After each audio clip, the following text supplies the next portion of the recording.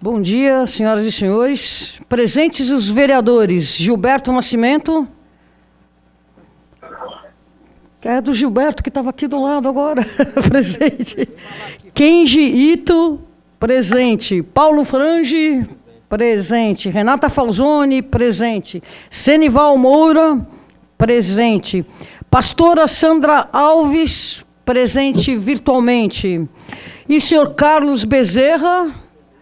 Bom, a número legal. Na qualidade de presidente da subcomissão temporária destinado ao estudo, análise e discussão dos assuntos relacionados à regulamentação do serviço de transporte de passageiros por motocicleta no município de São Paulo, declaro abertos os trabalhos da segunda reunião ordinária semipresencial do ano de 2025, convocada para hoje, 23 de abril. Informo que essa reunião está sendo transmitida pelo portal da Câmara Municipal de São Paulo, no endereço sãopaulo.sp.leg.br, link auditórios online. Antes de passar aos itens da pauta, gostaria de, conforme deliberado na última reunião de subcomissão do dia 9 de abril de 2025, informar que, 1. A pauta das reuniões ordinárias será elaborada tendo como base os requerimentos protocolados e assinados até às 18 horas da segunda-feira anterior à reunião. Na eventualidade de não haver expediente na segunda-feira anterior à reunião ordinária, será considerada como data limite às 18 horas do dia útil imediatamente anterior. 2. Ressalvados casos de urgência a serem avaliados pelo presidente e deliberados pelo colegiado, não serão aceitos requerimentos após o fechamento da pauta. 3. Os adentos aos requerimentos serão aceitos caso deliberados pelo colégio e desde que pertinentes aos requerimentos já incluídos em pauta. Passemos aos itens da pauta. Passemos, então, aos convidados. Gostaria de agradecer a presença dos representantes da cidade de Salvador, senhor Marcelo Tavares, representante da Secretaria Municipal de Salvador, senhor Jair Soares, coordenador da COTAI da cidade de Fortaleza, o senhor Saulo Oliveira, coordenador de Segurança de Trânsito da AMC, Autarquia Municipal de Trânsito da cidade de Fortaleza, que hoje, gentilmente, compartilham conosco suas experiências. Nosso objetivo no âmbito da subcomissão do Serviço de Transporte Individual de Passageiros por Motocicleta é colher informações técnicas, conhecer as boas práticas e os desafios enfrentados na implementação e regulamentação do serviço de transporte individual remunerado de passageiros por motocicletas. Sabemos que o tema envolve questões de segurança viária, inclusão produtiva e mobilidade urbana, e é justamente com base nessas perspectivas que pretendemos construir trabalho sério, técnico e comprometido com a realidade da nossa cidade de São Paulo. Agradeço mais uma vez a colaboração de todos e gostaria de ouvir a experiência de cada um para que possamos extrair o máximo de conhecimento dessa troca. Vamos começar por Salvador. Por favor, peço que se identifiquem para registro e procure ser breves na sua exposição, limitando-se a 10, 15 minutos, para que possamos abrir espaço para eventuais dúvidas e questionamentos. Se possível, gostaria que contassem a experiência que tiveram na regulamentação do serviço de transporte individual de passageiros por motocicleta e a diferença para os serviços de moto por aplicativo mediados por plataforma. Então, abro a palavra, por gentileza, ao senhor Marcelo Tavares, que é da Secretaria de Salvador. Peço que o senhor comece, senhor Marcelo, dizendo exatamente qual é o seu cargo aí em Salvador. Muitíssimo obrigada. Pode falar, com você a palavra. Bom dia, vereadora, bom dia, plenário aí dos vereadores de São Paulo. É um prazer estar participando dessa reunião, dessa audiência. E eu sou assessor aqui da Secretaria de Mobilidade e fui coordenador há um tempo atrás. E dentro da minha gestão foi onde foi regulamentado nossa regulamentação de mototáxi aqui em Salvador. Bem, o que é que eu tenho que falar de experiência aqui em Salvador para vocês? Hoje nós temos 1.200 mototaxistas cadastrados aqui na nossa plataforma aqui da Secretaria, sendo que cerca de 180 estão regularizados. Enfim, aí vocês podem me perguntar por que, se a quantidade é entre 1.200 e 1.300, e só tem cerca de 180. A resposta é assim, hoje, após o ingresso desses aplicativos de mototáxi, como, não sei se eu posso citar o nome, mas 99, Uber, o que nós sentimos aqui em Salvador é que os mototaxistas não estão com interesse em ingressar aqui no nosso cadastro da CEMOB, porque para não ter que pagarem as nossas taxas administrativas aqui. Eles preferem pegar, fazer aplicativo com as empresas parceiras, no caso, e com isso eles não querem mais ficar em ponto fixo. Inclusive nós em 2017, se não me engano, como negociamos, nós revitalizamos e criamos pontos de mototáxi em toda a cidade de Salvador, inclusive com toda a parte de estrutura de banco, cadeira, todos, etc. Enfim, oferecemos todo o conforto para eles. Nós tivemos uma dificuldade muito grande aqui em Salvador, dentro dessa implantação, porque que foi visto? Em muitos lugares de pontos de mototaxistas eram lugares vulneráveis em relação à criminalidade aqui em Salvador. Ou seja, nós aqui em Salvador, assim, montamos muitos pontos de táxi, sendo que esses pontos de mototáxi, aqui em Salvador, no começo foram assim, os mototaxistas estavam dentro desses pontos, só que depois, enfim, infelizmente, a criminalidade tomou conta da maioria desses pontos.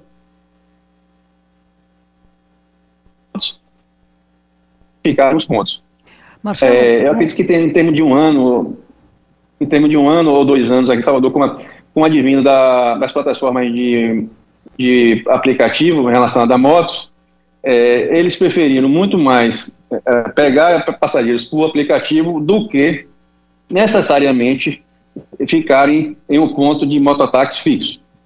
Salvaguarda eventos de grande porte, em que a Secretaria cria pontos de mototáxi, carnaval e outras festas de largo grandes, como Lavagem do Monfim, aqui em Salvador, e nós carnaval também, e nós fazemos um grande ponto de táxi, de canalização, ou de mototáxi, para que eles fiquem aqui. Fora isso, o que a gente vê aqui com o advento desses aplicativos, os mototaxistas de Salvador não têm interesse em ficar em pontos fixos, e sim pegar corridas por aplicativo.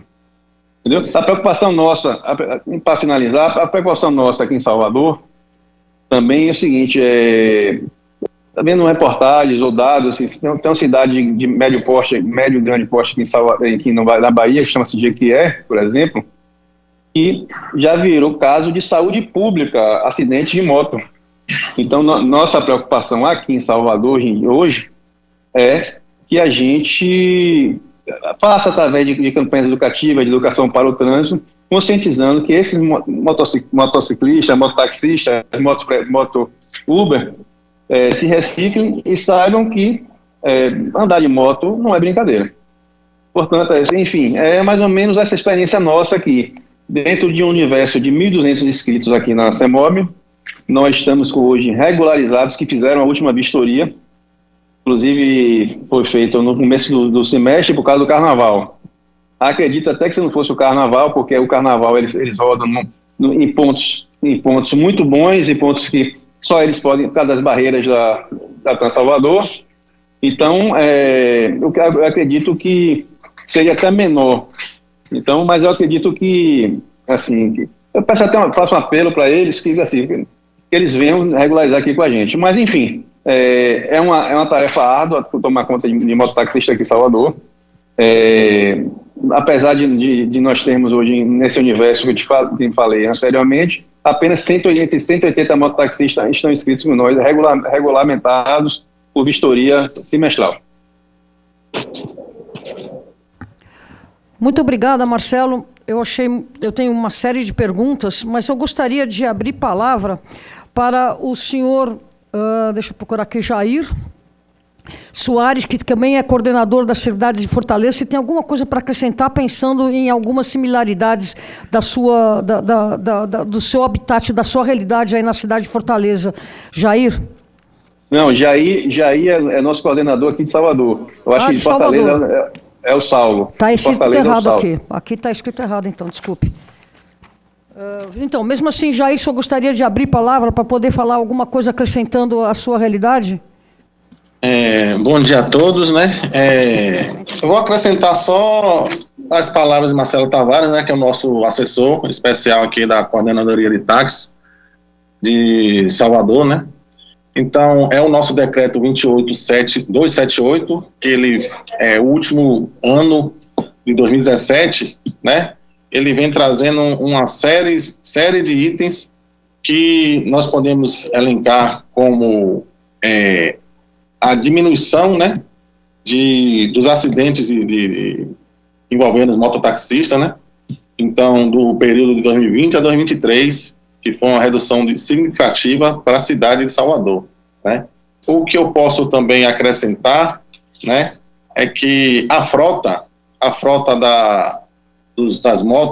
das mototáxis, ela, através do nosso prefeito Bruno Reis, ela foi renovada há um ano atrás. Então, nossa frota foi renovada com 42 motos, né, novas, né, para dar um maior conforto, uma maior segurança aos nossos fiscais, né, de área. E também que eu posso acrescentar, né, que existe um diferencial no serviço prestado dos mototaxistas credenciados em relação aos não credenciados, né? Eles fazem muita diferença, inclusive em eventos, né? É uma demanda muito alta que eles procuram os mototaxistas regulamentares, porque, ou seja, tem todo um padrão de identificação, e como tem um padrão de identificação, é mais fácil o conforto, né, do cidadão em pegar o transporte regulamentado através de uma identificação, né? Como o Marcelo Tavares falou, são 1.200 motociclistas, mas apenas 200 cadastrados, vistoriados, né, por conta dessa questão da diferença, né, como eu posso dizer, em relação ao cadastro mesmo, né, da regulamentação. É isso. Eu, assim, pulando vocês, os colegas, eu gostaria de saber, em relação a Salvador, em 2010 foram registrados 266 sinistros com óbito. Em 2017, os senhores diminuíram para 121 mortes, uma diminuição de 54%, de acordo com o OPAS de 2018. Em 2020, vocês registraram 130 mortes, quer dizer que nesse ato de 3 anos manteve-se mais ou menos o mesmo número de mortes no trânsito, contra 113, ou seja, uma diminuição no ano de 2023, de acordo com a Trans Salvador 2024. Já em 2024 subiu para 142 mortes, sendo que 84 das quais de motociclistas, de acordo com a própria Prefeitura de Salvador. O índice seria equivalente a 5,87 mortes por 100 mil habitantes, o que é o menos pior de todos que nós estamos vendo. Então, a minha pergunta seria: quais foram as medidas adotadas na cidade de Salvador para, apesar de ter aumentado o número de mortes, regulamentado o serviço de motofrete, para vocês lograrem uma sensível redução de mortes de motociclistas no trânsito da cidade? Essa pergunta pode ser para o Jair ou mesmo para o Marcelo. Os senhores escolhem quem vai responder, por favor. Eu posso responder. Vereadora, essa redução e esse nível mais baixo de redução de acidentes em Salvador se dá pelas constantes campanhas educativas que são feitas por nós aqui em Salvador relacionada a essa faixa de motociclistas.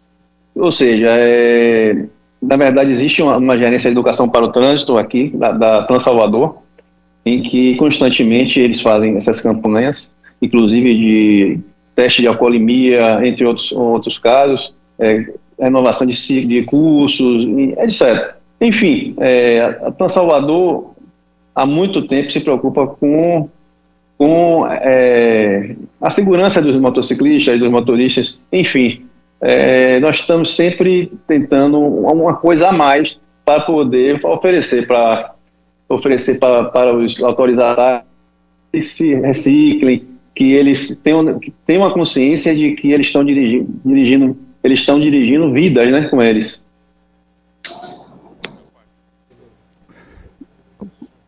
Por gentileza, Paulo Frange. Opa, a gente precisa de uma ajuda técnica aqui para ligar o microfone do vereador Paulo Frange. Alô, permite uma parte, presidente? Com o senhor a palavra, Paulo. Uma pergunta só paralela.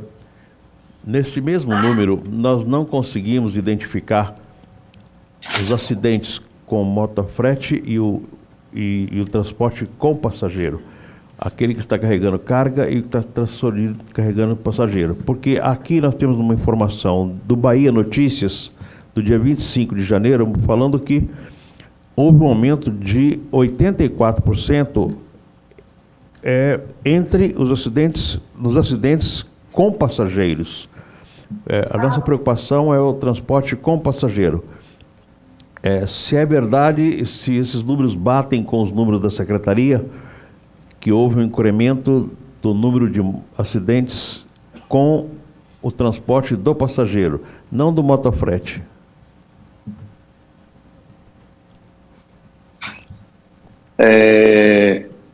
Bom dia, vereador. Esses dados são referentes a acidentes com redução de vítimas, de passageiros. Vamos aí. Então, no transporte com passageiro, houve um aumento do número de pessoas acidentadas, ou seja, no transporte com passageiro. Não.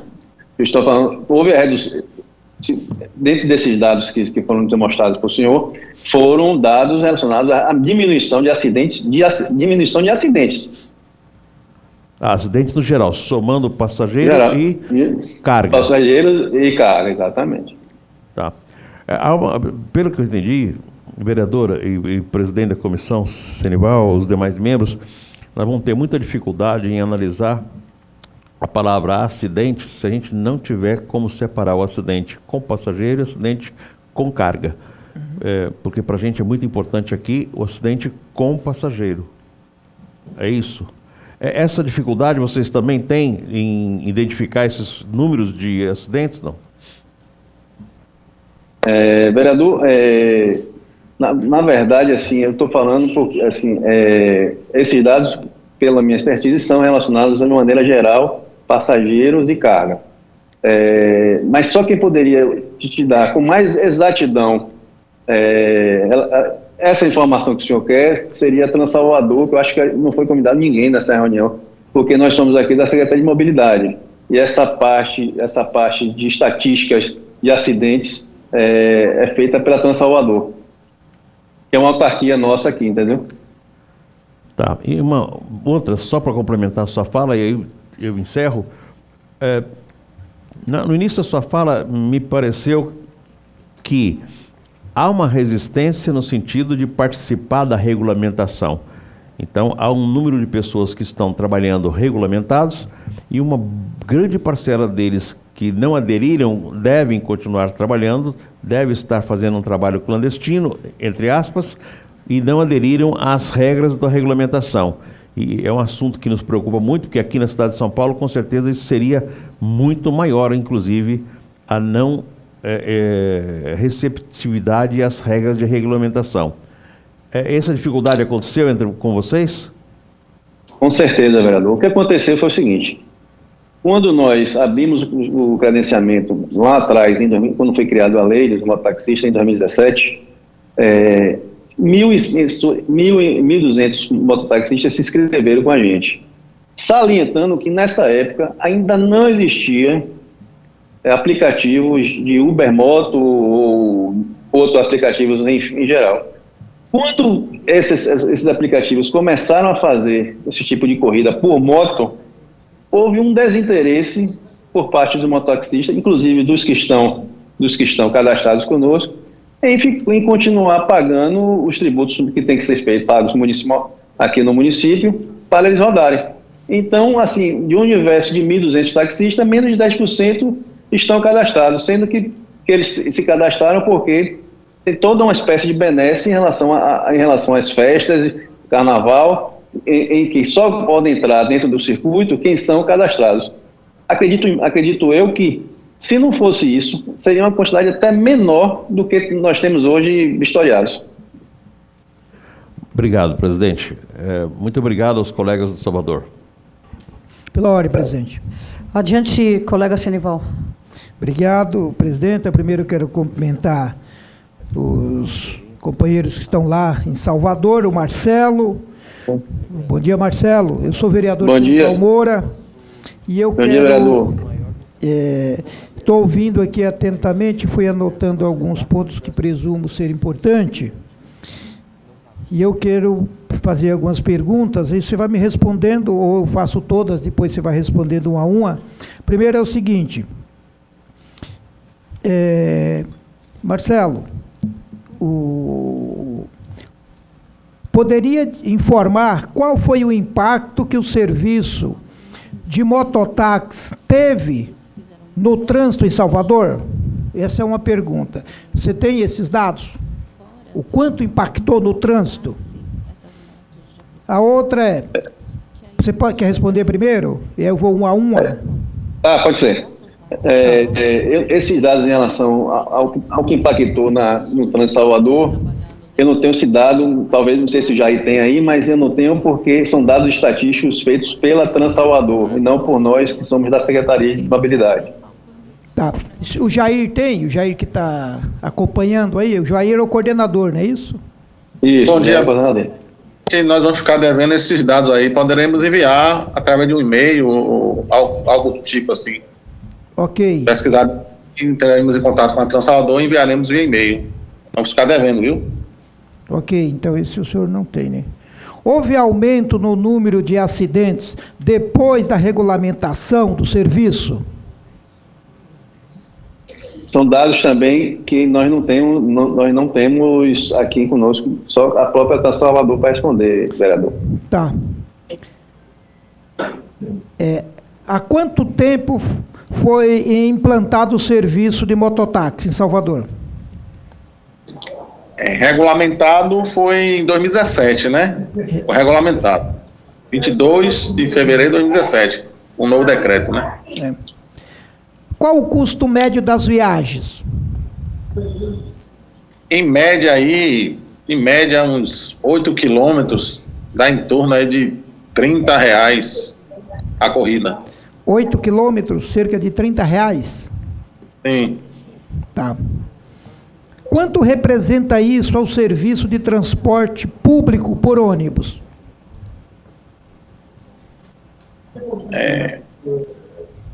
Pode repetir a pergunta aí?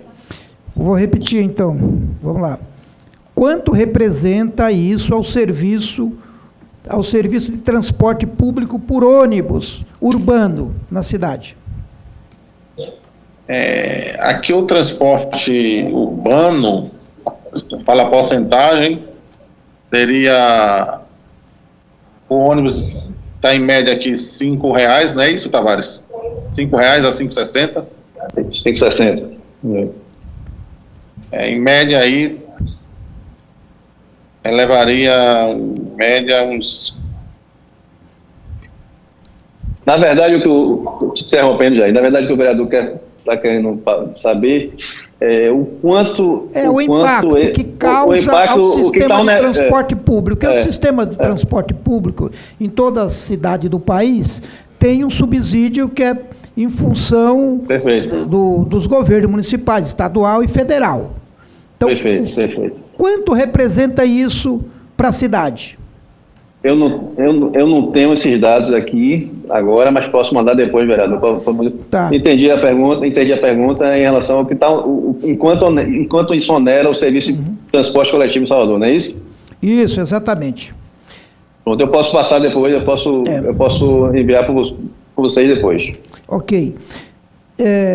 O senhor disse o seguinte, são 180 mototáxis regulamentados, é isso? Perfeito. Que estão regulares hoje conosco, mas temos cadastrados entre 1.200 e 1.300. E esses outros, por que não estão regulamentados? Justamente porque, como eu falei anteriormente, que eles preferem rodar pela chamada do aplicativo do que ficar em pontos fixos aqui em Salvador, pagando os tributos municipais. Senival, me permite uma parte? Sim, presidente. Para se existe dentro da cidade de Salvador algum debate na intenção de regulamentar esse serviço de aplicativo de alguma forma? Nós já estamos em estudos para poder ver a possibilidade da implantação desse modal aqui em Salvador.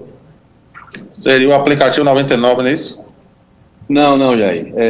Seria um aplicativo próprio da prefeitura ou que seja parceiro para criar uma plataforma para... Na verdade, não. Perdão. Na verdade, que a vereadora está citando é regulamentar mesmo o serviço de mototáxi, como é feito, como nós temos regulamento aqui de carro, entendeu? De veículos de carro de aplicativos. E isso se estender para o modal de motos. Não é isso, vereadora? Foi exatamente isso, mas se a saída da prefeitura seria criar um aplicativo próprio, também gostaria que o senhor explanasse, por gentileza.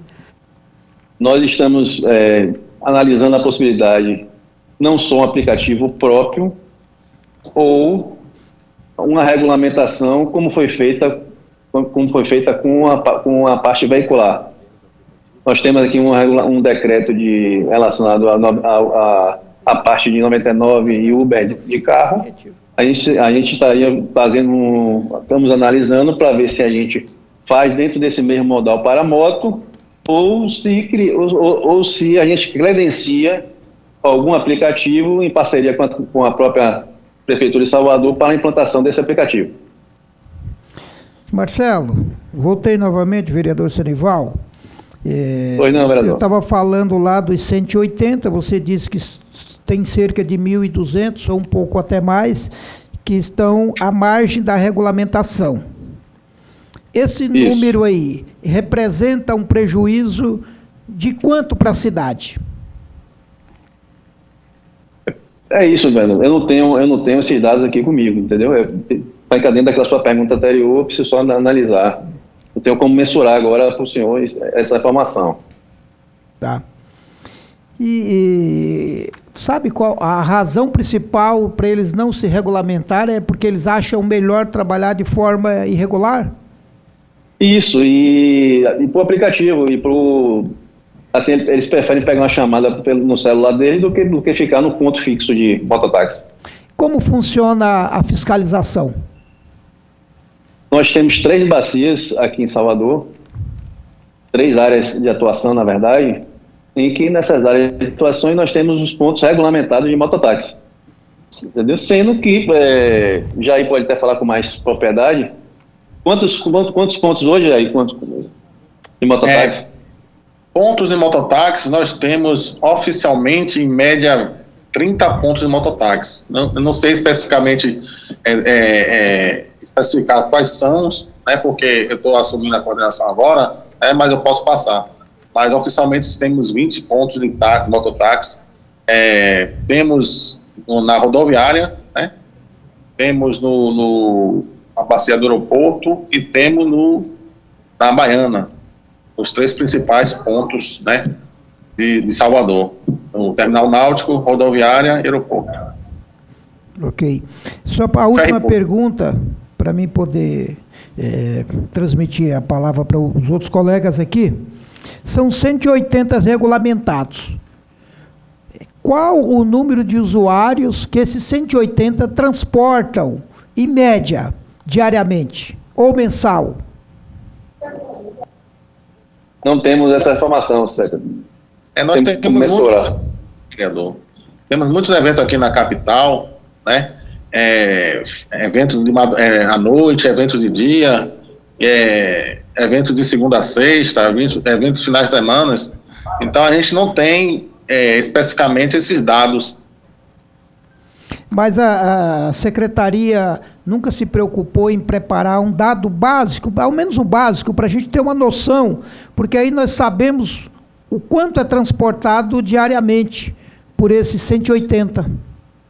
Não, entendi. O aplicativo tinha, sim, no mínimo, ter essas informações. Eu acho que seria o básico do básico, na minha opinião. Né? Carnaval, período do carnaval, em média por dia, só no carnaval, foi mais ou menos, eu posso lhe garantir, mais ou menos uns 2 mil pessoas transportadas por dia. Os mototaxistas licenciados. Esses 180, 2 mil. Por dia, pessoas.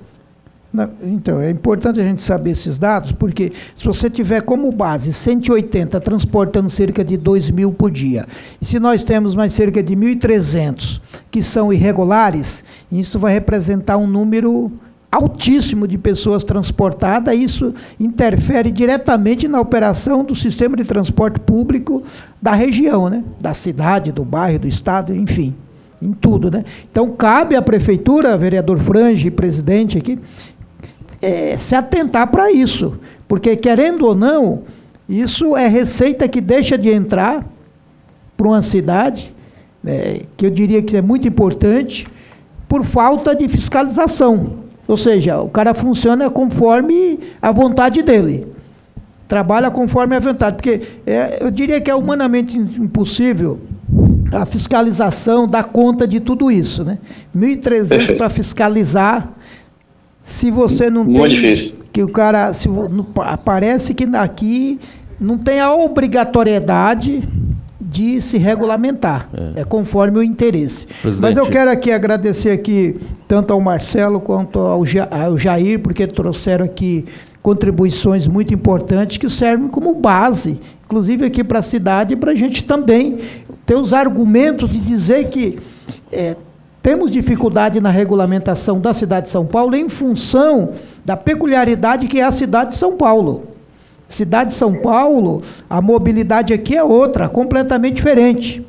E é outro tema que nós vamos entrar depois. Mas obrigado a todos vocês aí, sucesso aí, espero que em breve tenha de fato regulamentado, aí para a gente poder ter uma ideia do que representa isso, o impacto para o sistema de transporte público para a cidade. Senhor Jair, coordenador. Muito obrigada. Paulo Frange, o senhor ia pedir uma parte? Eu também quero uma parte depois, vereadora Renata. Bom, eu vou querer uma parte também. Perdão? Queria fazer uma pergunta. Fale, Frange. Por gentileza, desculpe. Pode ser eu já ou pode ser eu espero o vereador Paulo o Kenji? Pastora, a senhora pediu uma parte, agora que eu estou entendendo. Desculpe a minha... Uma parte, Por gentileza, por favor. Qual é a medida de idade da frota dos motociclistas atualmente que estão prestando serviços no município? Do mototáxi, qual é a idade deles? O senhor Marcelo... Jair. A idade da frota, em média, aqui são 4 a 5 anos. 4 a 5 anos, a idade das motos. Não havendo mais perguntas, eu gostaria Tem mais uma, sim. Tem mais uma. Opa, pergunta, desculpe. E quais são os principais critérios de segurança exigidos para que uma moto e seu condutor sejam autorizados a atuar como mototáxi?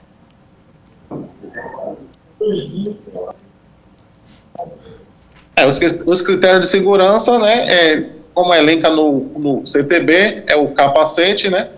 Capacete padronizado com o numeral para ser identificado o mototaxista, né? Caso ele venha a cometer algum deslize, alguma infração. O colete, né? O colete para também refletir na sinalização viária. E está com sua moto em dias, vistoriado, com todos os seus itens de segurança, né? Quer acrescentar mais algo, Tavares? Eu quero. Antena corta-pipa, antena corta-pipa também, que é para evitar acidentes com cerol de pipa, que às vezes é muito custo mais em motos de passeio. Entendido. E esses motociclistas, existem algum curso para ser regulamentado ou só se inscreve e pronto? Não, existe curso. Pode falar. Curso no próprio decreto, no próprio CTB, é previsto o curso que eles têm que tomar de apresentar o certificado na hora do ingresso, né? Na hora do ingresso para se... E quais cursos eles têm que apresentar? É um curso de direção. Noções básicas. Não entendi, desculpa. Pode falar, pode complementar. Então. Pode falar, Jair. É o básico de noções de trânsito, de direção defensiva, noções de segurança, né?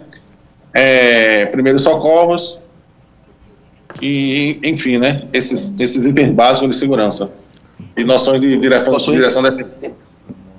Possuir carteira de habilitação remunerada, também, que é importante que tenha.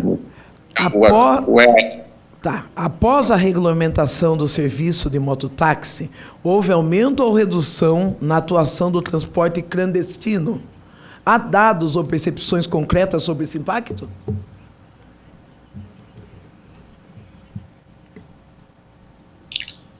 A gente vem os dados concretos a Transalvador que coleta esses dados, a gente também pode fornecer pelo e-mail, mas na prática a gente percebe que existe uma crescente de mototaxistas em relação à não regulamentação, né? Está satisfeita, colega pastora? Pelo momento, sim. Ok. Quanto custa os custos de taxa e desse curso tudo para um mototaxista cadastrado?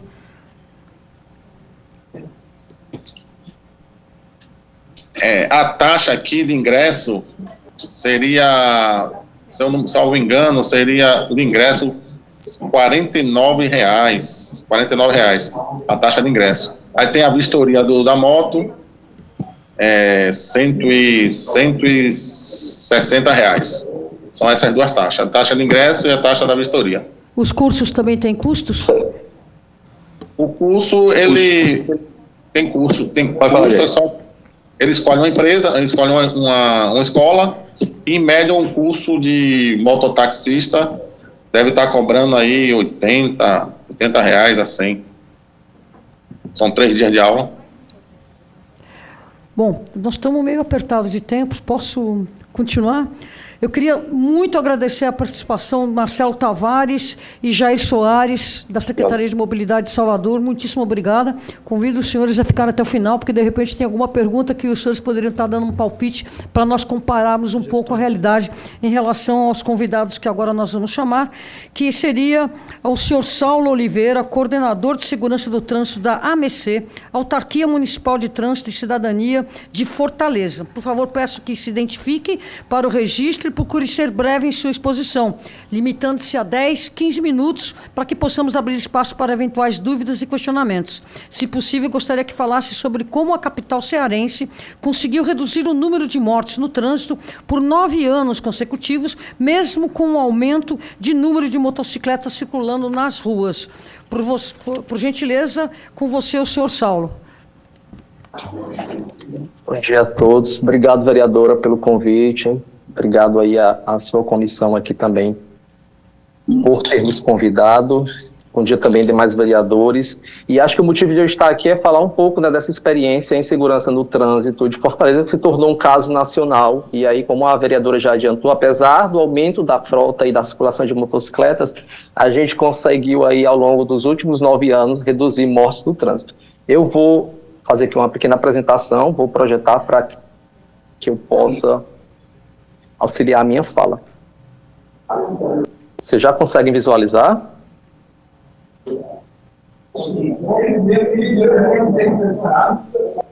Vereadora, por favor, poderia me confirmar se vocês visualizam a minha apresentação? Perfeito, estamos vendo sim. Muitíssimo obrigado. Pode Ok, seguir, senhor Saulo. Eu vou ficar momentaneamente sem vê-los. Qualquer coisa, por favor, me interrompam.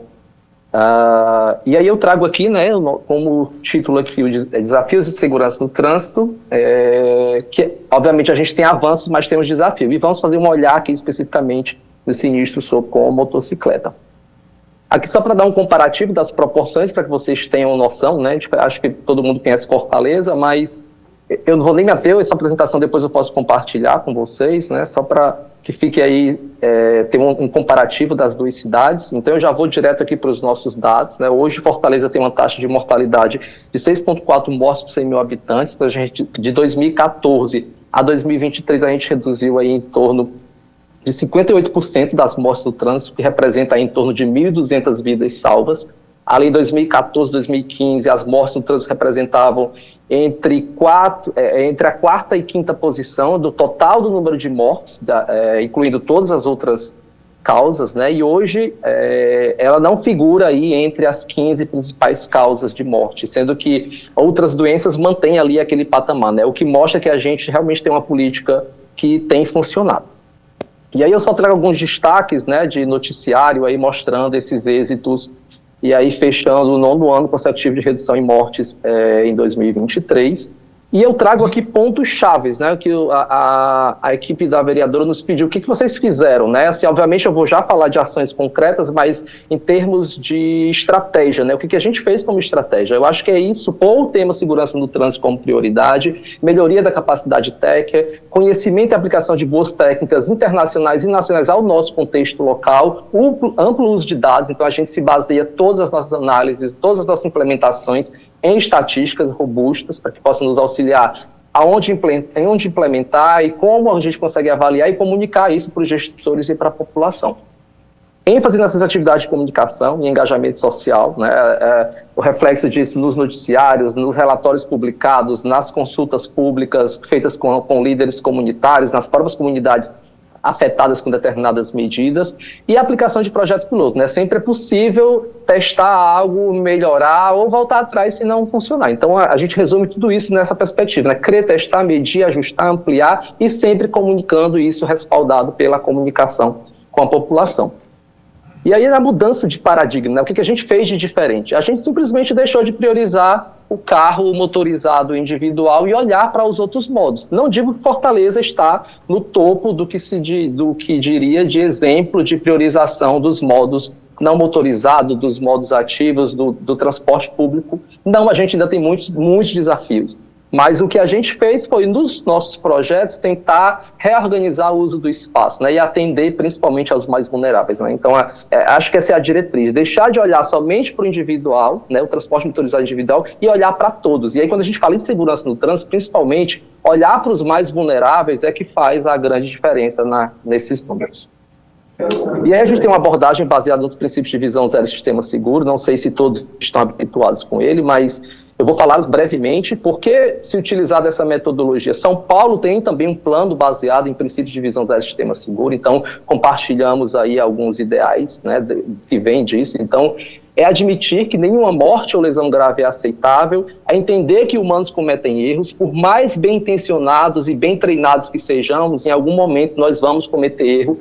O ser humano é vulnerável, então em virtude desses erros nós precisamos entender que o nosso corpo é muito frágil, que existe energia envolvida e que em última instância é a energia e a velocidade envolvida numa colisão que vai definir sobre a gravidade, a ocorrência ou a gravidade de uma colisão. A responsabilidade é compartilhada por toda a sociedade civil, órgãos públicos, o órgão de trânsito, o órgão de transporte, mas o poder público, como sendo quem oferta as infraestruturas e quem fiscaliza, né, tem um poder muito forte nas mãos de oferecer infraestruturas mais seguras e uma fiscalização mais eficiente. E essa abordagem, né, de não esperar acontecer para agir. A gente pode já pensar em infraestruturas e fiscalizar para que previna muito antes mesmo de acontecer. E por que usar essa metodologia? Né? Esse gráfico aí mostra basicamente que países, cidades que adotaram essa metodologia, tanto conseguiram reduzir suas taxas de mortalidade mais rápido, quanto têm taxas de mortalidade mais baixas, né? Então, esses mais à esquerda e mais acima do gráfico aí são países que tanto reduziram suas taxas mais rapidamente quanto têm hoje taxas de mortalidade mais baixas. Tem um estudo nacional mostrando isso com cidades também, do Instituto Cordial, um parceiro nosso da Autarquia Municipal de Trânsito. Essa é a abordagem também do PENATRANS, nosso Plano Nacional de Redução de Mortes e Lesões do Trânsito. E aqui é o nosso plano, né, municipal de segurança no trânsito, que tem ali esses princípios, foram assimilados por esse plano. É uma lei de 2022 que eu digo que é um plano de aprendizado e consolidação desse aprendizado de longo prazo. A gente tem metas claras estabelecidas, tanto é que por ser um plano de continuidade, a gente tem mais de 50% dessas metas iniciadas ou concluídas. E aí o nosso foco, né, como é que a gente fez isso? Gestão de dados, como eu já antecipei, gestão de dados direciona as ações em educação, em fiscalização e engenharia, em desenho de vias, né? E aí a gente faz uma gestão da segurança do trânsito muito ativa, né, com relatórios, publicações, os nossos relatórios anuais e o nosso acompanhamento, que é semanal. A gente tem uma reunião mensal para olhar como é que está a evolução das mortes no trânsito e tentar mudar esse curso antes mesmo, que a gente não dá para esperar o ano fechar para eu poder ter esses dados. A gente tem que estar olhando para eles continuamente para tentar modificar o rumo que eles estão tomando. E aí eu trago já aqui algumas ações que a gente tomou, né, entre elas aí na parte de desenho e engenharia. Hoje a gente tem mais de 132 quilômetros de faixas exclusivas para ônibus, entre corredores exclusivos, BRTs e faixas exclusivas, mais de 500 quilômetros de malha cicloviária. E aí eu sempre digo, onde a infraestrutura cicloviária chega, ela chega trazendo segurança para todos os demais usuários. As nossas ações, né, de urbanismo tático, quando a gente não pode fazer o alargamento físico, a gente faz com pintura, para em algum momento conseguir deixar isso físico, ações aí que priorizam e botam em evidência o pedestre, como as áreas de trânsito calmo, essas travessias elevadas. Então, essa é uma série de medidas que basicamente vão no sentido de moderar a velocidade. E aí eu trago exatamente o papel da moderação de velocidade nesses resultados que a gente teve.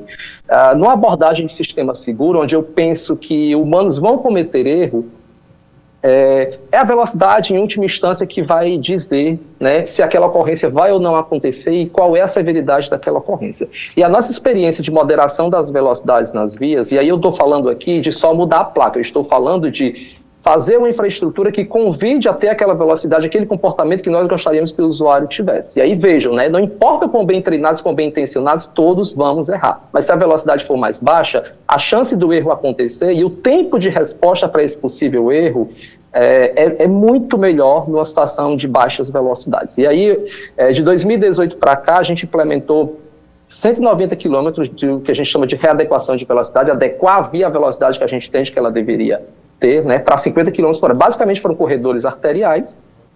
E nessas vezes que a gente implementou essas medidas, né, com alteração da seção, implementação de infraestrutura cicloviária, estágio para pedestres, fechamento de canteiro, mudanças de circulação para permitir que haja menos conflito, a gente conseguiu reduzir aí em 68% as vítimas fatais, né, em 18% os sinistros com vítima e em 30% os atropelamentos.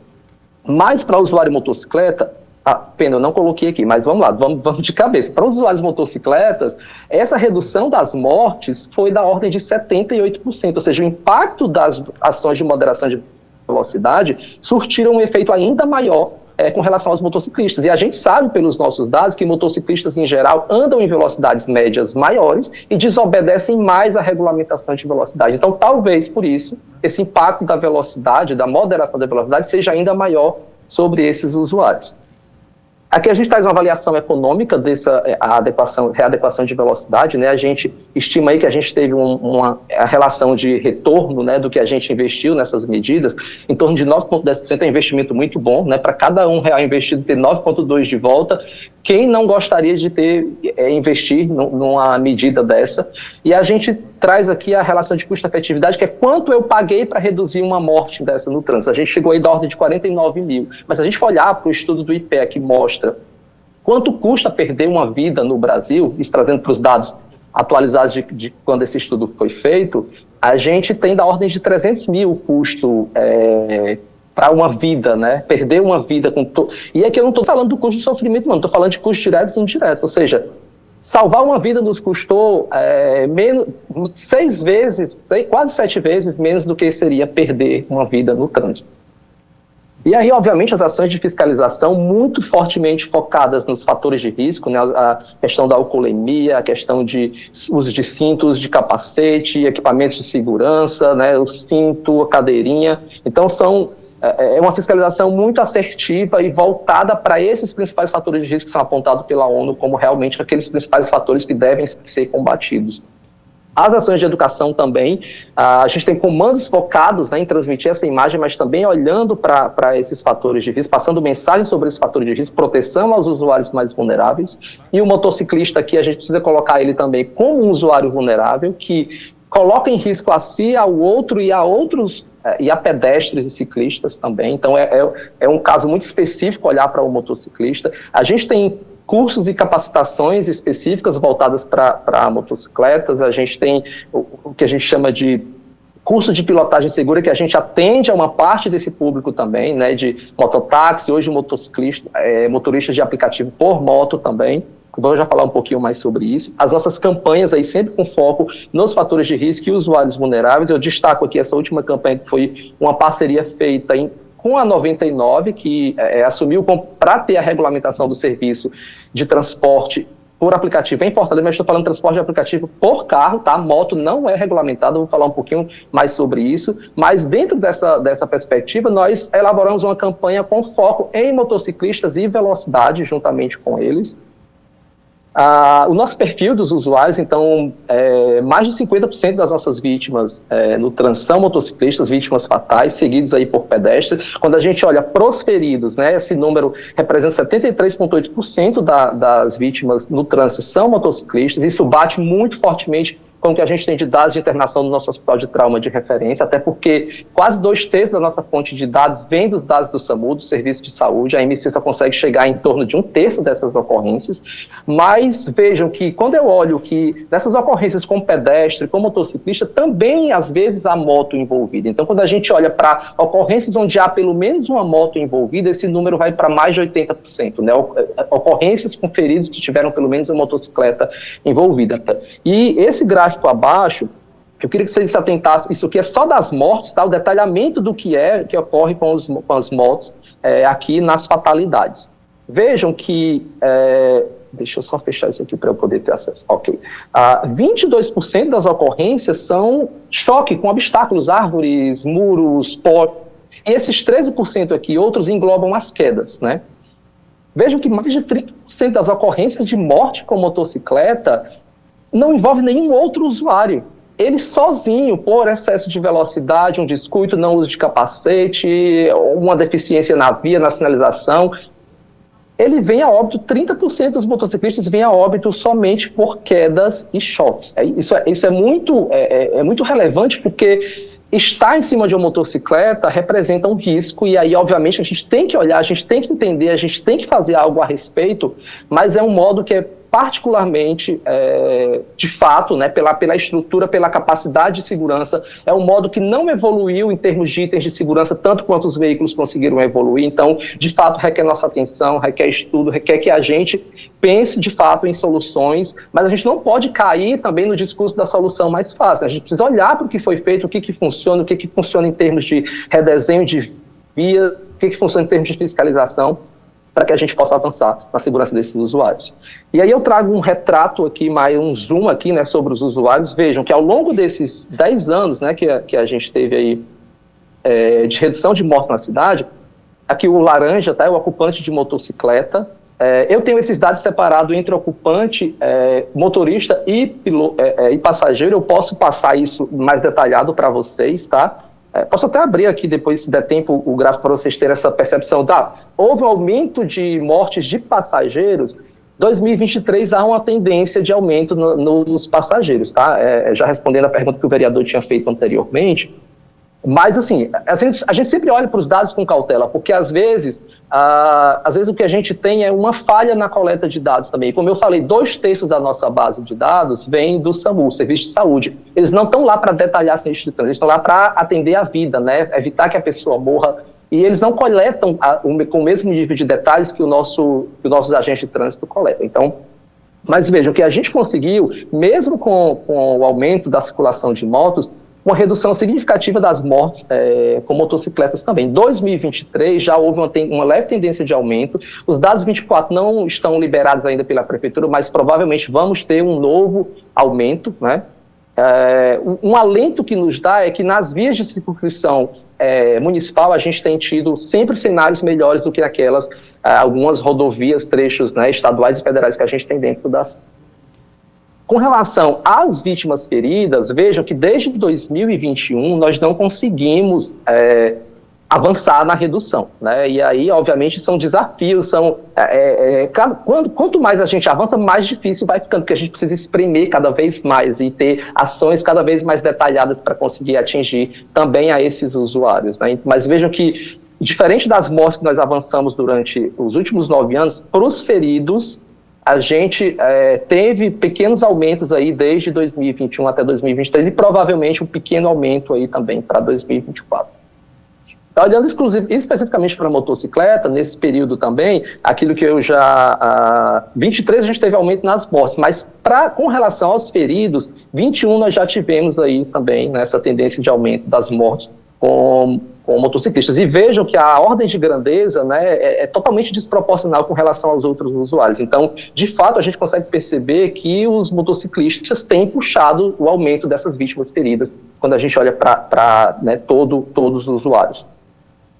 Vou correr porque eu acho que eu já estou quase estourando, já estourei o tempo, mas acho que está no penúltimo slide. A gente tem aqui essa linha laranja, é a nossa detecção média de motocicletas em dispositivos de fiscalização eletrônica, tá? O que a gente tentou aqui foi, a frota de motocicleta aumentou, mas as viagens provavelmente aumentaram mais, né? Porque antes o cara que se deslocava para ir para casa, para ir e voltar de casa, trabalho, ele agora está usando a moto para fazer entrega e para transportar pessoas. Então, o número de viagens, né, aumentou. Então, uma forma que a gente achou de contemplar isso foi fazendo, né, essa detecção média de motocicletas nos nossos equipamentos de fiscalização eletrônica. Vejam, pandemia, há uma leve queda, né, dessa tendência que a gente tem esses dados a partir de 2018. Com o carro, houve uma queda bem mais acentuada. Quando a gente começa a voltar, né, ali, num pós-pandemia, inicial ali 21, a gente já começa a subir, né, já tem um aumento aí da circulação de motocicletas, e isso estoura muito fortemente em 2023. 24 é uma leve tendência, né, mas o gráfico está superestimado aí por conta da escala, mas já há uma leve tendência da detecção, a entender aí se 23 pode estar, né, com uma superestimação. Isso, como eu falei, é uma média de equipamentos, ou seja, a mudança de equipamentos, aonde eles estão instalados, pode causar alguma variação, mas vejam que, só resumindo aquelas 2 gráficos anteriores, mesmo com o aumento da circulação, a gente conseguiu reduzir vítimas fatais, mas para os feridos a gente já vem aumentando desde 2021, e isso é um desafio, né? Isso ainda é um desafio muito grande. Eu quis trazer aqui para vocês um comparativo entre como é a taxa de mortalidade com motocicleta em Fortaleza e em São Paulo. Isso aqui é a taxa de mortalidade motocicleta por 100 mil veículos, no caso aqui 100 mil motocicletas, tá? Vejam que São Paulo tem uma taxa de mortalidade aparentemente um pouco mais elevada do que Fortaleza, mas não é algo que destoe tanto, né? Então a gente vê que há uma similaridade com uma leve tendência de ser um pouco maior aí em São Paulo. E por último, falando aqui de como é o transporte por motocicleta em Fortaleza. Não sou especialista em transporte, o meu foco é segurança no trânsito mais especificamente. Eu tenho nomes no órgão de trânsito que poderiam falar muito melhor sobre esse processo de regulação, né, do transporte por aplicativo, mas o que eu trago para vocês aqui é que desde 97, valendo-se de brechas ou da não existência de fiscalização e de regulamentação e pelo entendimento das competências do órgão de trânsito, Fortaleza em 97 já tinha, né, uma regulamentação sobre o transporte por mototáxi. Então, estou falando aqui especificamente do mototáxi, com todas as regras, né, que já foram pensadas lá na época. Houve uma regulamentação por uma outra lei de 2001, né, que regulamenta o que tinha sido posto nessa de 97, e mais posteriormente a gente resolução nacional, né, em 2009, salvo engano, que traz lá todo o conjunto de regras que o mototáxi e o motofretista deve ter para poder estar regulamentado, e algumas já foram trazidas aqui pelo pessoal de Salvador. Mais recentemente, em 2018, Fortaleza regulamentou o transporte remunerado por aplicativo, e aí eu repito, isso não contempla moto, isso contempla carro, né? Transporte de passageiro por carro, seguindo o que está na resolução, entendimento do que está na lei nacional. No caso, a moto opera à luz do que talvez a permissividade, por entender que a gente já tem um transporte de moto há muito tempo, que aquilo é de algum modo similar. Mas vejam, as regras que se aplicam ao transporte de mototáxi e motofretista, eu diria que garantem uma maior segurança para aquele que está pilotando e para aquele que eventualmente venha a ser transportado, ou os itens que são transportados pelos motofretistas. Como eu falei, eu não sou especialista, mas a gente tem relatos, né, de que o comportamento dessas pessoas que são melhores treinadas, tem mais itens de segurança obrigatórios, há treinamentos que são obrigatórios. Há relatos de quem trabalha com isso, e aí eu desconheço um estudo oficial feito, mas eu sei que há pessoas fazendo isso no momento. O Instituto Cordial que eu citei agora há pouco está fazendo um trabalho dessa natureza, né, tentando verificar, porque é muito difícil hoje a gente saber qual a finalidade que aquele cara que sofreu um sinistro ou o passageiro que estava sendo transportado, era um aplicativo, era mototáxi, era um usuário comum. A gente não tem esse dado, infelizmente, hoje na coleta, né? A gente está tentando melhorar isso, mas a gente ainda não tem. É algo novo, é uma coisa que as cidades estão enfrentando, né? E precisam enfrentar de fato, mas a gente sabe que há estudos em andamento. Eu acredito que esse do Instituto Cordial deva sair agora final de maio, início de junho, a gente já vai ter, e eles precisam fazer um trabalho árduo, porque a fonte dessas informações hoje, infelizmente porque a gente não tem o dado, infelizmente porque a quantidade de hospitalizados de motocicleta estão sofrendo, mas infelizmente lá é que estão o maior detalhamento dessas informações. E eu digo isso, assim, eu acho que com relação ao transporte por motocicleta por aplicativo, talvez eu traga mais dúvidas do que certezas, mas o que eu percebo é assim, há algo a ser feito, né? Se ela é a proibição ou se ela é uma regulamentação, se ela é um aplicativo da própria prefeitura, como o Rio fez, né, que se aproxima mais do que é o serviço de mototáxi. Isso tem que ser discutido, e eu acho louvável isso que vocês estão fazendo, os senhores estão fazendo nesse momento. Parabenizo aqui o papel da vereadora Renata Falzoni, que eu tenho grande admiração por a defesa, né, dos modos ativos e sustentáveis, e acho que essa discussão sobre o transporte por motocicleta precisa obrigatoriamente passar por uma discussão sobre transporte público, né? Por que a motocicleta tem se colocado como uma opção? E a gente sabe que o transporte público tem perdido cada vez mais passageiros. É o custo, mas a segurança tem sido colocada na ponta do lápis, né? Então, assim, eu acho que temos que debater sim, mas a gente não pode também recair sobre soluções mais fáceis. A gente precisa se respaldar nos dados. Dados nem sempre são fáceis e rápidos de coletar. Acho que a gente não pode agir sem ter esses dados, essas informações. Me desculpe se estendi muito, mas encerro por aqui. Eu deixo o meu e-mail também, qualquer detalhe adicional eu posso estar passando para os senhores e para a comissão aí via e-mail. Muitíssimo obrigado e desculpe se me estendi um pouco. Muitíssimo agradecida, Saulo. Estou emocionada. Realmente estou com saudades de frequentar a cidade de Fortaleza, que cada vez mais é mais amiga do ciclista e das pessoas nas ruas. Na sua visão, quais são as medidas mais efetivas para reduzir as mortes de motociclistas e se elas inviabilizam o serviço de motofrete ou transporte de passageiro, mototáxi? Qual a sua opinião, a sua sensação a respeito dessa pergunta exatamente? Como eu falei, Falzoni, eu não sou um especialista na questão, né? Eu não me atrevo, mas eu tenho indícios, eu tenho hipótese baseada em alguns dados que a gente tem. A moto é um desafio por si só, né? Para quem trabalha mesmo usando essa abordagem de sistema seguro, ela é um desafio porque está em cima de uma moto. Você não se põe em pé numa moto, né?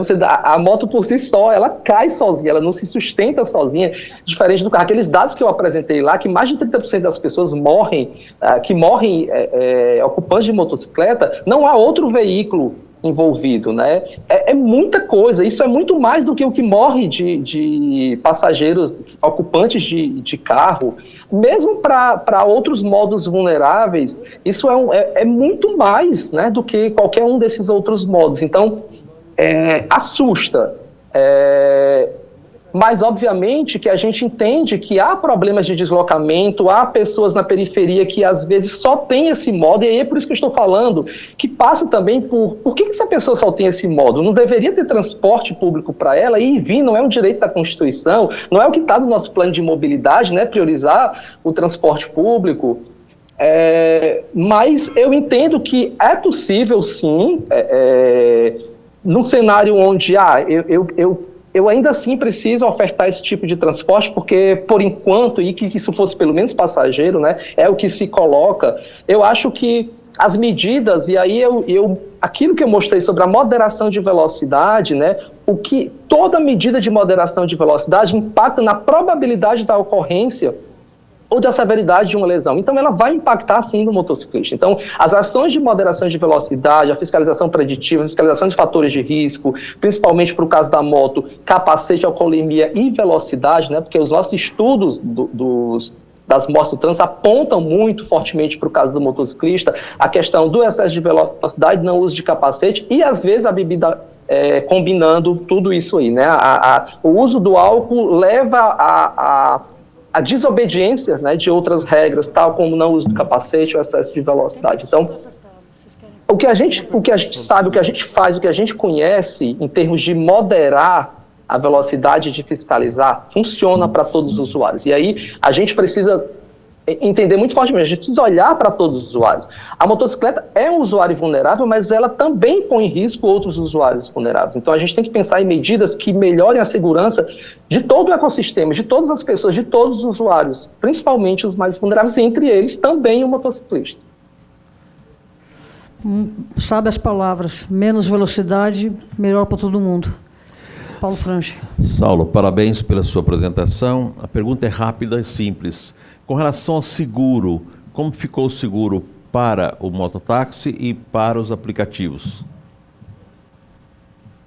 Vereador, como eu falei, eu não trabalho especificamente com o transporte, né? Mas eu consigo essa informação com o órgão de trânsito, com certeza. E aí eu peço perdão por não ter essa informação aqui na ponta da língua, porque não é da minha lida diária, de fato, a questão do transporte, né? Eu monitoro a questão dos sinistros. Obviamente que é quase impossível dissociar mobilidade, transporte de trânsito e segurança no trânsito, mas, infelizmente, as competências existem, né? E o que eu posso me propor aqui é de conseguir essa informação com o órgão de trânsito e repassar para os senhores e para a comissão.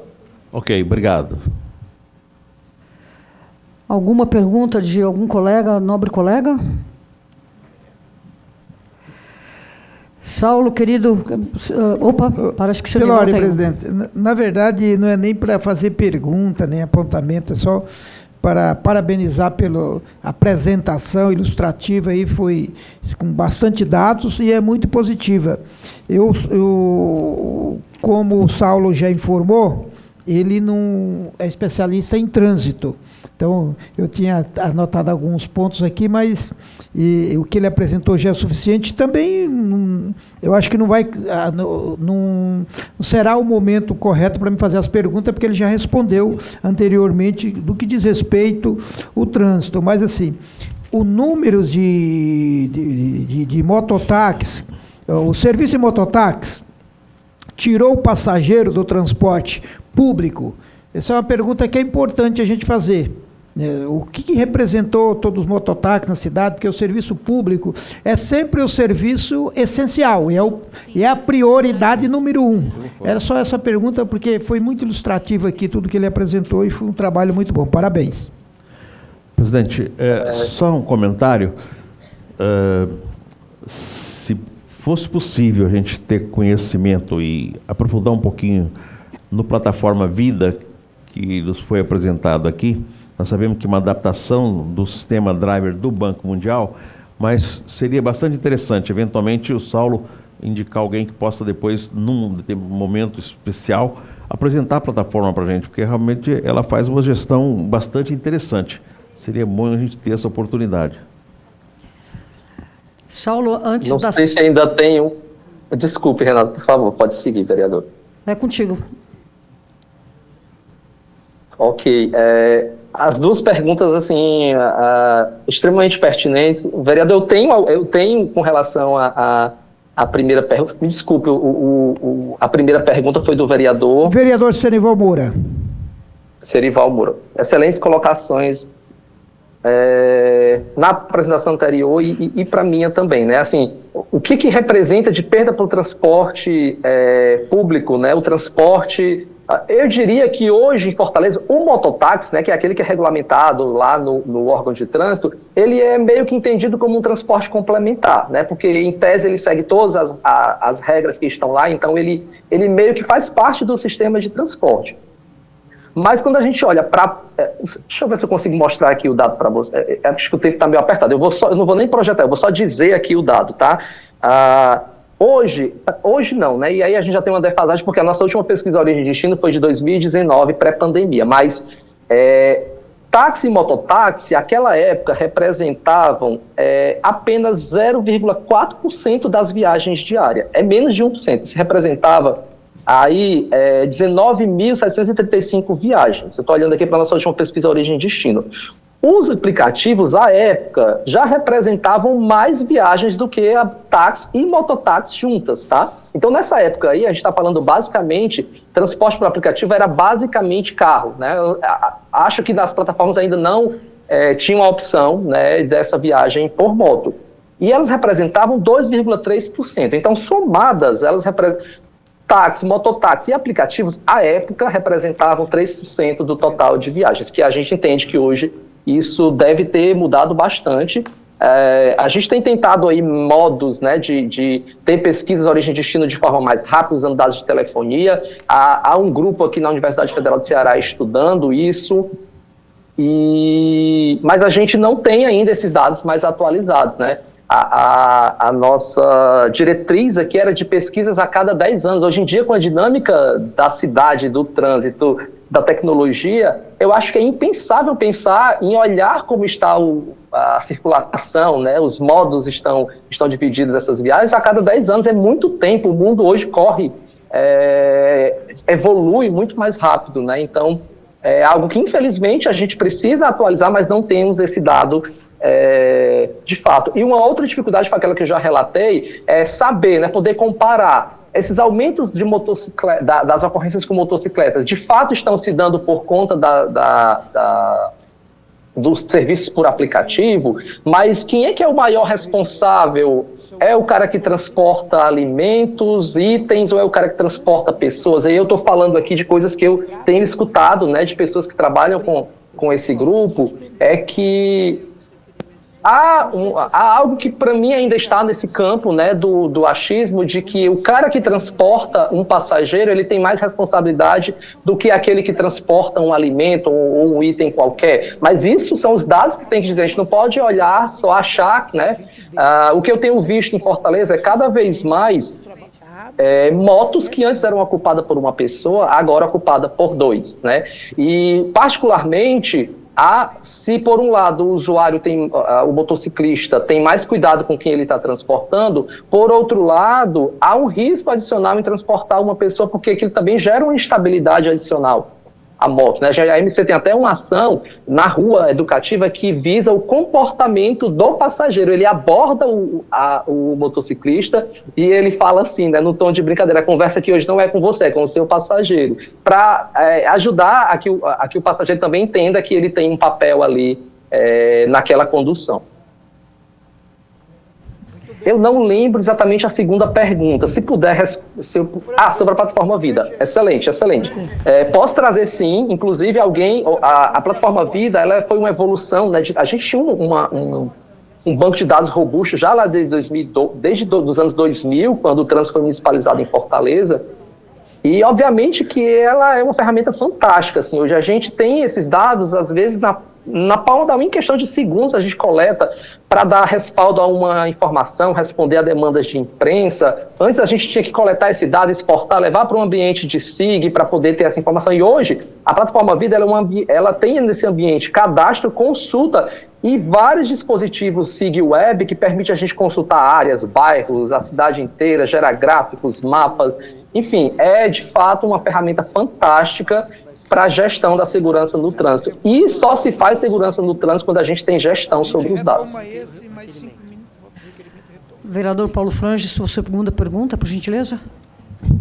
Então, com relação à plataforma Vidas, foi desenvolvida em Fortaleza? É porque ela é uma mudança, ela é ela tem uma semelhança com a que tem o Banco Mundial. Vocês desenvolveram ou essa plataforma está disponível para vocês? Foram construídas para vocês? Eu faço todo ele até o 15 suspenso. Isso, até aqui, com os convidados. Não estamos ouvindo. Está desligado o microfone. Pronto, desculpe. No âmbito da parceria, né, da Prefeitura de Fortaleza com a iniciativa Bloomberg para a Segurança no Trânsito, já havia esse desejo de modernizar o que a gente tinha de dados e eles ofereceram essa plataforma que era aberta, que, salvo engano, era usada... Salvo engano, Porto Rico estava utilizando ela. Então, eles ofertaram essa fonte, né, esse código-fonte de dados abertos, iniciou o trabalho na Universidade de Fortaleza, que tinha o Observatório de Segurança do Trânsito em parceria com a Prefeitura de Fortaleza, mas esse trabalho não foi concluído por lá, e depois a AMC, né, a Prefeitura de Fortaleza, através da AMC, criou um contrato exclusivo para o desenvolvimento, né, continuar aquele trabalho em cima dessa plataforma de dados abertos. E, de fato, o que a gente tem hoje é um serviço que é desse contrato, né, de prestação de serviço com relação a dados e manutenção da plataforma, hospedagem dela na nuvem. Ela é uma plataforma aberta obviamente que isso tem um custo para a AMC, né, mas a gente entende que isso não é custo, é investimento, é uma perspectiva de gestão, mas ela é livre para qualquer usuário, mediante o cadastro básico de e-mail e nome e e-mail. Acho que nem CPF é pedido lá, salvo engano, mas você consegue consultar toda a nossa base de dados que está lá na plataforma Vida e gerar todos esses gráficos, obviamente com os dados anonimizados, né, a diferentes níveis de gestão dentro da plataforma, mas ela é utilizada muito para as nossas análises, mas para estudos em universidade, instituições que nos buscam atrás desses dados. Então, é uma ferramenta, eu sou muito elogioso, obviamente sempre há o que melhorar, né? Agora a empresa estava trabalhando numa versão 2.0 da plataforma, com melhoramentos, com uso de inteligência artificial para responder algumas questões específicas. Então, obviamente sempre há o que melhorar, mas ela de fato é uma ferramenta que se destaca muito no âmbito nacional com relação à segurança no trânsito. Não é à toa que ano passado a gente ganhou o prêmio na área de inovação no prêmio Senatran de mobilidade, né? Ela foi a ferramenta que é reconhecida como a melhor na área de inovação para a segurança no trânsito. Obrigado. Saulo, nós estamos em adiantado tempo nosso, mas eu gostaria só mais uma dica aí de Fortaleza. Como é que é feita a fiscalização para motociclistas por agentes de trânsito? Para além do radar, para os outros comportamentos de risco, como furar farol, não respeitar pedestre na faixa de pedestre, uso de capacete e outros comportamentos equivocados? Perfeito, vereadora. Como eu falei, né, as ações, as blitz aqui em Fortaleza, elas são muito focadas nesses fatores de risco.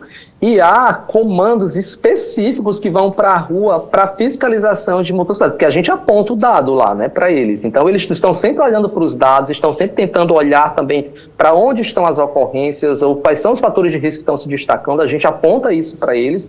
E Fortaleza é uma cidade que justamente também avançou muito com relação a essa questão da fiscalização, por usar a fiscalização preditiva, né? se utilizar dos dados para fiscalizar pontos ou áreas da cidade que se destacam com determinados fatores de risco. E a questão do capacete é muito forte, assim, né? Há comandos ou blitz específicas que vão com esse foco, há comandos educativos e blitz também que vão com esse foco, e muito fortemente também as questões da lei seca. Obviamente que numa operação de lei seca, você detecta outras irregularidades, né? Equipamentos com defeito, e aí equipamentos defeituosos, por causa da motocicleta, por exemplo, um pneu desgastado, as consequências são ainda maiores do que para um carro, porque, como eu estava falando, mais de 30% das ocorrências são de queda e choque com motocicleta, muito provavelmente por perda de controle, né? Então, a gente entende que esses itens de segurança, e aí essas blitz de alcoolemia, muitas vezes, apreendem uma quantidade significativa de veículos que estão irregulares sobre essa questão de equipamentos, mas sempre focando nos fatores de risco. E destaco, a alcoolemia tem que ser muito forte, independente do modo, mas para o caso do usuário motocicleta, a questão de equipamentos, itens obrigatórios, o capacete é de extrema importância. E do ponto de vista educativo, como eu falei, a gente tem essas ações, por exemplo, com foco em já pensando no condutor, no passageiro. O nosso curso de pilotagem segura é fantástico, porque ele é ofertado gratuitamente, tem parcerias com o pessoal de aplicativo, e obviamente que o alcance não é tão grande quanto a gente gostaria, mas há empresas que têm seus grupos de motofretistas que vêm a MC atrás desses cursos, porque dizem que as pessoas que submetem a ele, é um curso teórico e prático, o cara tem uma parte prática lá dentro do nosso centro de treinamento. Eles dizem que é muito significativo a mudança de comportamento desses usuários. Infelizmente, nós não temos, e aí eu quero muito, com o pessoal lá da educação, fazer um estudo de fato da análise, acompanhar esses caras depois que eles saem do treinamento por um tempo para poder ver realmente o resultado real. Um grande falha que a gente tem nas ações de educação é que normalmente elas não são monitoradas do ponto de vista de dados. Às vezes existem análises mais subjetivas, né? Não tem aquele...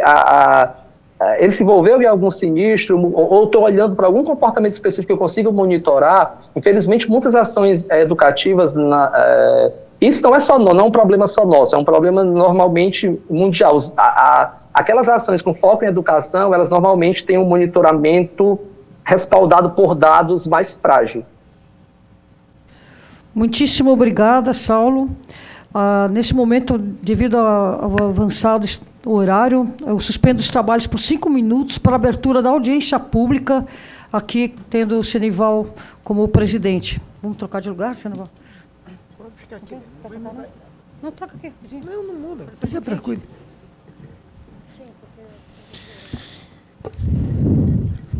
Mais uma vez, muito boa tarde a todas e todos, com a presença dos vereadores. Vereador Kenji Ito Podemos.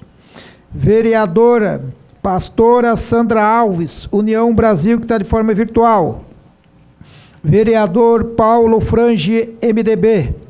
Vereadora Renata Falzoni, do PSB. Vereador Senival Moura, PT, que vos fala. Consulto se estão de forma virtual também vereador Carlos Alberto Bezerra Júnior, do PSD. Vereador Gilberto Nascimento, que estava presente há poucos instantes.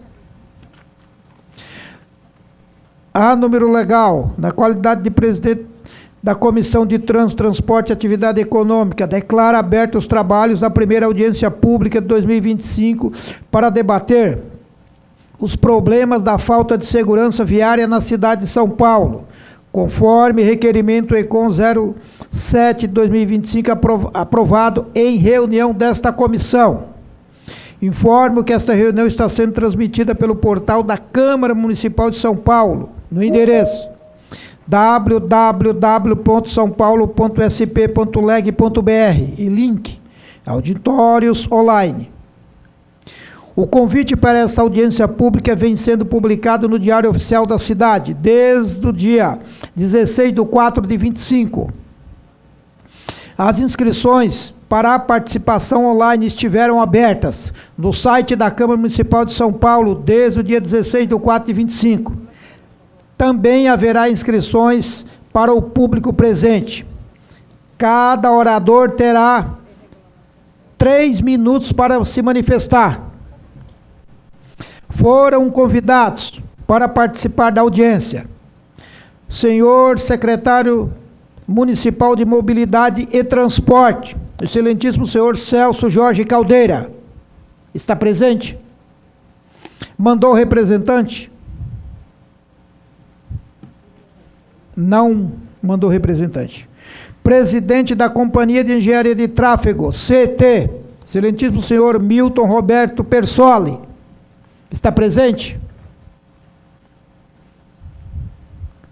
Pelo visto, a audiência frange. Acho que o governo esqueceu de valorizar ou não receber os convites. Associação Bloomberg, Philanthropies. Cadê? Deixa eu ver. Filantropias. Presente, né? O senhor Diogo Dias Lemos, coordenador executivo da iniciativa Bloomberg para a segurança viária global, está presente. Abramet, Associação Brasileira de Medicina de Tráfego, Dr. Aquila Couto. Doutor? Ok, doutor? Usar o espaço aqui na frente, por favor. Os que estão presentes. Representante do Departamento de Ortopedia e Traumatologia da Unifesp, senhor Ciro Biderman, professor, senhor Ciro Biderman, professor da Faculdade Getúlio Vargas. Cadê o Ciro? Ciro Biderman. Não viu? É Biderman. São 2 times. Quem está online, às vezes a gente não está tendo acesso. Mas nós vamos suspender já. Subcomissão porque vai voltar. Tá. Então, eu vou informar. Para esclarecer, da prefeitura de SMT são essas 2 pessoas e da CNT são essas pessoas. Tá. É só para... porque a gente está nessa... Se eu fazer... Tá, então chegou. Só para fazer um esclarecimento, como nós estamos com 2 audiências simultaneamente, uma que estão de forma virtual, então o outro não deu para baixar neste momento. Mas quero informar aqueles que estão aguardando que nós vamos abrir a audiência, nós vamos abrir nossa reunião, vamos suspender para voltarmos para outra e, em seguida, vai ser encerrada a outra audiência, audiências que está acontecendo, e voltamos para a Comissão de Transporte, aí será disponibilizado o link para todos. Exato. É isso? Para a audiência pública. Então, vamos lá. A gente está ainda no Teams da subcomissão. Está entendido. Então, só voltando, senhor Ciro Biderman, professor da Fundação Getúlio Vargas. Não está, mas pode ser que esteja de forma virtual. Representante do Instituto Cordial, Centro de Pesquisas Independente, dedicada à implementação do desenvolvimento sustentável da ONU.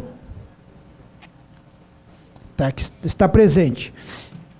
Representante da Ciclocidade, Associação dos Ciclistas Urbanos. Está presente também. Conforme eu havia informado, tem quórum, estão todos presentes, tem aqueles que estão de forma virtual, que já no outro link vão entrar. Então, vou suspender os trabalhos por até 10 minutos para a gente voltar na nossa audiência da subcomissão. Eu vou reiterar aqui e anunciar novamente a presença do presidente da CET, que é o senhor presidente de tráfego da CET, senhor Milton Roberto Persoli. Está presente aqui. Milton Persoli. Ok, obrigado. Com a palavra, volta a sessão para está suspenso e volto a palavra para a presidente Renata Falzoni, da subcomissão. Muito obrigada, presidente Senival. Reabertos os trabalhos da Subcomissão de Serviço de Transporte Individual de Passageiros por Motocicleta.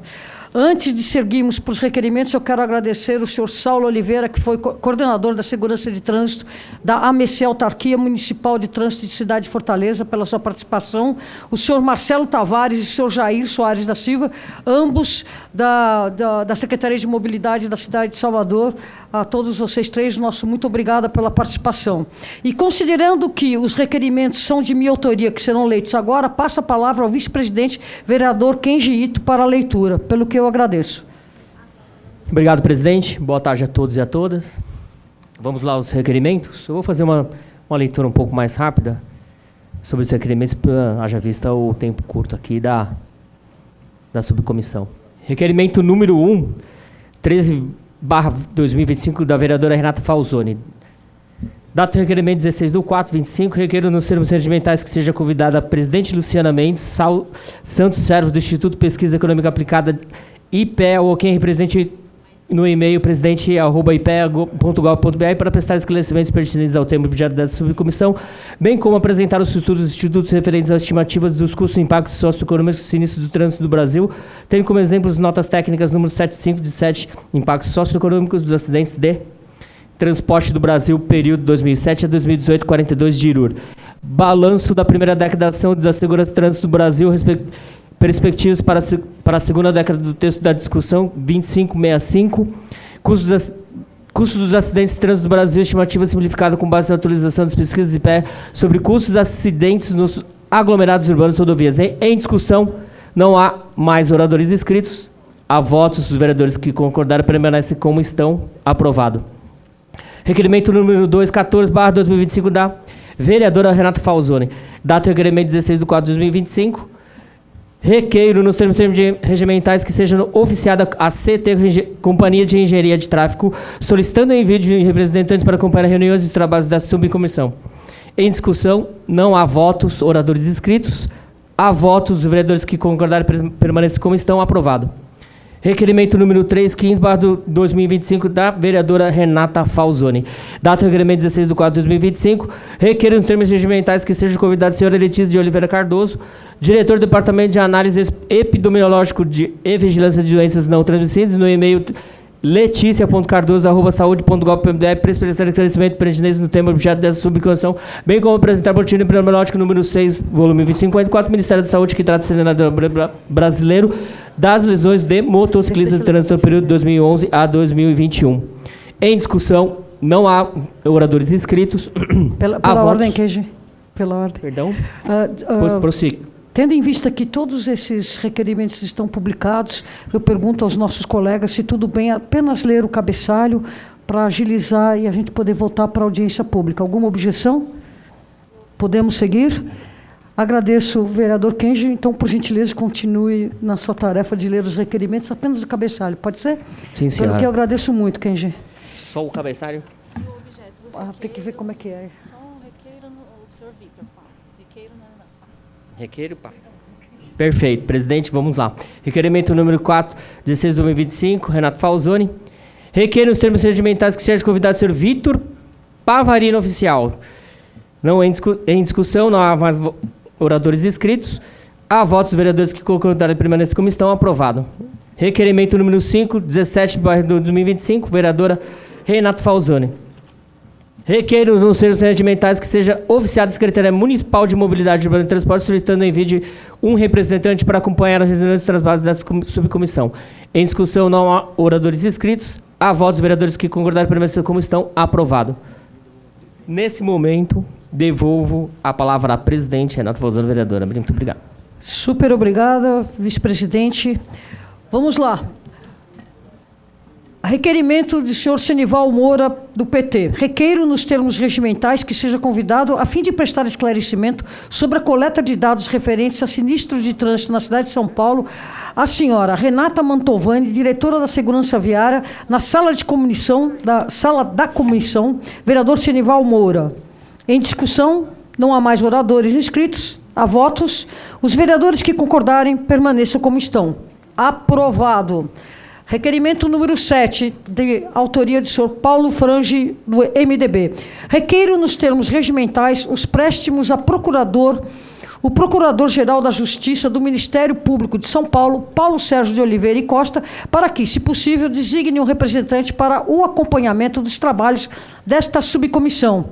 Em discussão, não há mais oradores inscritos. Há votos. Os vereadores que concordarem permaneçam como estão. Aprovado.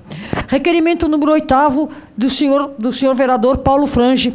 Requeiro, nos termos regimentais, os préstimos da Defensora-Geral da Defensoria Pública do Estado de São Paulo, Luciana Jordão da Mota Armiliato de Carvalho, para que, se possível, designe um representante para o acompanhamento dos trabalhos dessa subcomissão.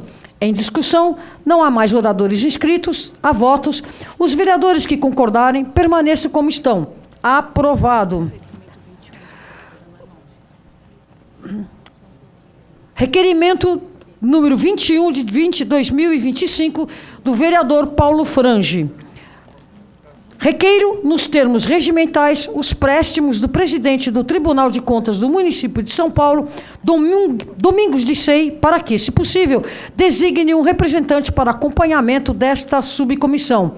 Em discussão, não há mais oradores inscritos. Há votos. Os vereadores que concordarem permaneçam como estão. Aprovado.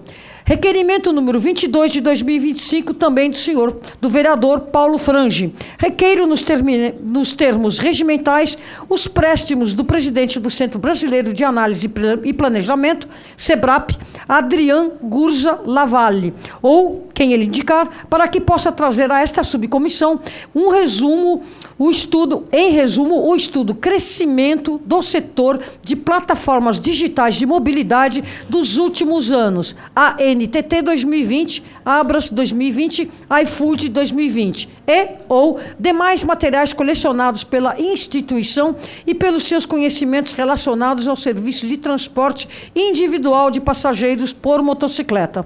Em discussão, não há mais oradores inscritos. Há votos.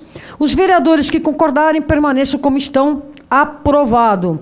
Requerimento de número 23, 2025, de vereador Paulo Frange, MDB. Requeiro, nos termos regimentais, os préstimos da presidente do Conselho de Rede, Luci Montoro, senhora Linimara Riso Batistella, ou quem ela indicar, para que possa trazer a essa subcomissão os materiais colecionados pela rede no que concerne aos pacientes oriundos dos serviços de transporte individual de passageiros por motocicleta. Resultados, assistências dos programas ambulatórios e de internação, dados dos últimos 3 anos e seus respectivos custos. Em discussão, não há mais oradores inscritos. Há votos. Os vereadores que concordarem permaneçam como estão. Eu queria saber se tem mais algum vereador presente que gostaria de falar. Nós temos aqui a presença de Luana Alves.